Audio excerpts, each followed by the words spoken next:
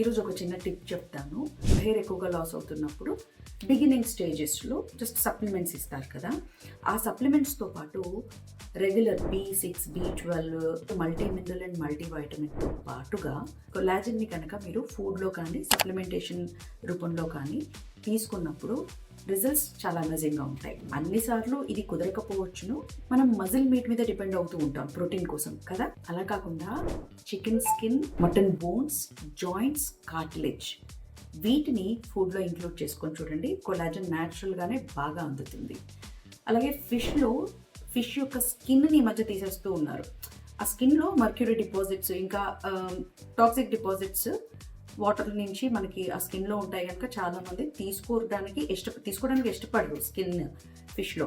కానీ ఫిష్ స్కిన్లో మరియు స్కేల్స్లో ఈ టాక్సిన్స్ గురించి కాసేపు పక్కన పెడితే కనుక మనకి కొలాజన్ పుష్కలంగా ఉంటుంది. టైప్ 1 కొలాజన్ అంటే హై అమౌంట్స్ ఆఫ్ కొలాజన్ అందే ప్రాసెస్ మనకి ఈ ఫిష్ స్కిన్ అండ్ స్కేల్స్లో దొరుకుతుంది. ఎగ్ వైట్స్లో మనకి డైరెక్ట్గా కొలాజన్ అయితే ఉండదు, ప్రొలీన్ కొలాజన్ సింథసిస్కి ఎంతగానో హెల్ప్ చేస్తుంది.